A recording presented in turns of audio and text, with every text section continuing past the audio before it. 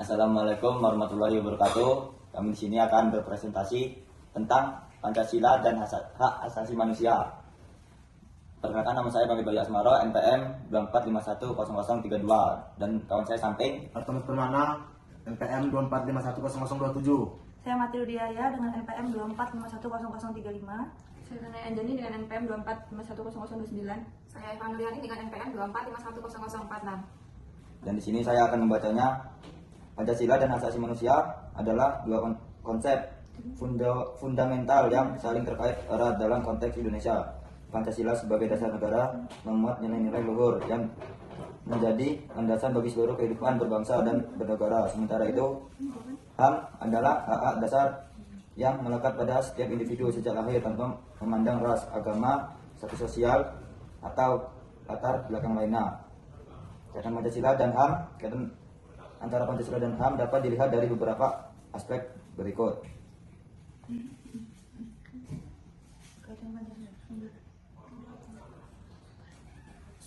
Sumber nilai.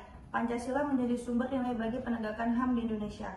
Nilai-nilai kemanusiaan yang adil dan beradab, persatuan Indonesia, dan keadilan sosial bagi seluruh rakyat Indonesia merupakan refleksi dari prinsip-prinsip HAM universal. Yang kedua yaitu ada jaminan konstitusional. Pembukaan Undang-Undang Dasar 1945 secara tegas menyatakan bahwa negara Indonesia melindungi segenap bangsa Indonesia dan seluruh tumpah darah Indonesia, dan untuk memajukan kesejahteraan umum, mencerdaskan kehidupan bangsa, dan ikut melaksanakan ketertiban dunia yang berdasarkan kemerdekaan, perdamaian abadi, dan keadilan sosial. Hal ini menunjukkan bahwa HAM telah menjadi bagian integral dari konstitusi negara. Dan yang terakhir ada implementasi dalam kehidupan berbangsa. Nilai-nilai Pancasila seharusnya tercermin dalam setiap aspek kehidupan berbangsa, termasuk dalam penegak hukum, kebijakan publik, dan interaksi sosial. Dengan demikian, Pancasila menjadi pedoman dalam mewujudkan masyarakat yang menjunjung tinggi HAM. Selanjutnya, penerapan Pancasila dalam konteks HAM. Penerapan nilai Pancasila dalam sila pertama bisa dicontohkan dengan menjamin kebebasan beragama dan berkeyakinan bagi setiap individu. Pada sila kedua, menjamin persamaan di hadapan hukum dan perlindungan terhadap hak-hak sipil dan politik.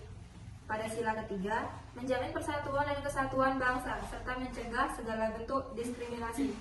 Pada sila keempat, menjamin kebebasan berpendapat dan berekspresi serta hak untuk mendapatkan pendidikan.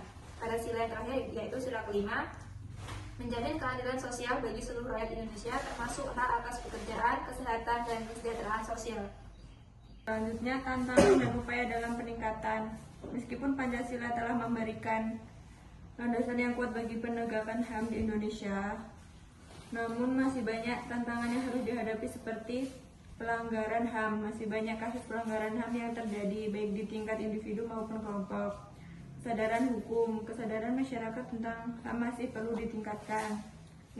Implementasi hukum, penegakan hukum terhadap pelanggaran HAM masih seringkali tidak efektif. Untuk mengatasi tantangan tersebut diperlukan upaya-upaya peningkatan antara lain pendidikan HAM, meningkatkan pemahaman masyarakat tentang HAM sejak dini melalui pendidikan formal maupun non-formal. Penguatan lembaga penegak hukum, memperkuat kapasitas lembaga penegak hukum dalam menangani kasus-kasus pelanggaran HAM. Partisipasi masyarakat, mendorong partisipasi masyarakat dalam pengawasan dan penegakan HAM. Kesimpulan, Pancasila dan HAM merupakan dua konsep yang saling melengkapi dan memperkuat. Pancasila memberikan landasan filosofis bagi penegakan HAM di Indonesia, sementara HAM menjadi ukuran kebersihan dalam mewujudkan masyarakat yang adil dan beradab. Dengan memahami kaitan antara keduanya, diharapkan kita dapat lebih menghargai dan melindungi hak-hak asasi manusia serta mewujudkan cita-cita bangsa Indonesia. Dan sekian dari kelompok kami. Maaf jika ada kesalahan.